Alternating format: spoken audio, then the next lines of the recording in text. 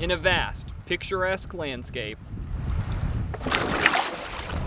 this is the scene 3 artists choose to paint. This is a really fun little vignette thing we can do.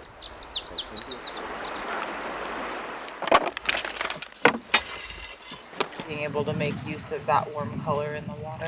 I'm going to start in the background. Learning how to see the world in a different way. And we're in such a beautiful place. You don't go running around and find the most perfect spot because it's going to be in the sun and it's going to be too hot. You find a place that's really comfortable and look around and you'll find that special thing that you were ready to paint.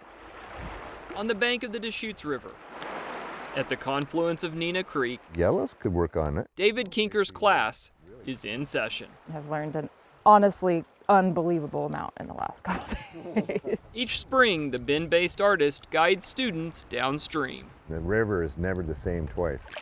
It's fun to combine painting and rafting, which are 2 really awesome activities that don't necessarily go together in people's minds. For lessons in art, Middle, dark, light. If you haven't heard that before. The mantra. and life. It's a really great way to be in relationship with yourself, and then being in nature is a great place to meditate in general. It's called plein air painting. In the open air. I think it's French or Italian or French or Italian. Art historians might give the nod to France, but after improvements to paints, easels, and canvas, many 19th century artists around the world took to the outdoors to create. In the studio, you can get too locked up and it gets boring. Maybe a bug walks across it. Maybe it blows off in the wind, gets some dirt on it. But it's all part of the journey and all ends up being part of the piece. Friends Mariah Ayers and Elizabeth King Kanji are on a 4-day art float. That's pretty cool to see them all. Yeah, that's a lot of work. These elements actually stop your eye from leaving. Painting is a hobby for them both.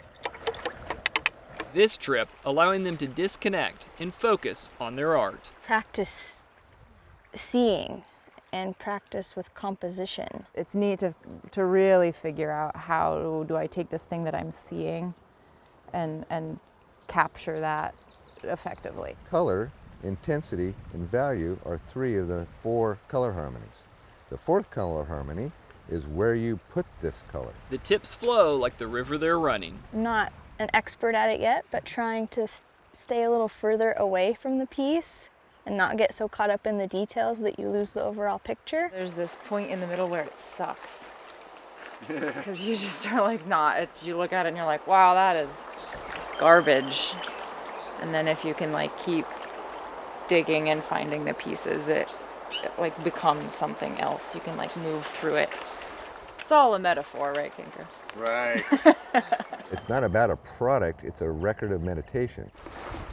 And a journal of a journey. My other job, besides being an artist, is being a river guide. He's run rivers from the Pacific Northwest to South America. I do plein air painting with all my trips, and so it becomes a record of my life as all these paintings and all my adventures. This artful excursion moves at a slower pace to squeeze out as much time to paint as possible. On the final day's lunch stop, David's students exude a zen-like approach to creativity. It's nice to do something hard and to just like keep pushing through those moments where it's hard. At the end of the day, it's all practice and it's all fun, and so if you're doing that, you're succeeding. Like you've done it. No matter what ends up on the canvas itself. Both converts to the concept of plein air. Ryan and I are going on a camping trip in a couple of weeks, and we've been plotting how we can get our husbands to paint with us. They might just row the boat for us, we'll see. In a vast, picturesque landscape, this is the scene these 3 artists capture. A setting that doesn't get old for this lifelong river artist. Different river, different people, different sun, different season, so it's always fresh. It's always fresh. As the work trip wraps up, David and guide Heather Harms point the boats towards home. It's not a bad office. The deeper into it is, the more of a meditation it is. It's been a hoot. We've had a great time. And I love this so much, and I'm so passionate about it. I just can't imagine it not being a great thing to share. In Maupin, Steve Kaufman, Central Oregon Daily News.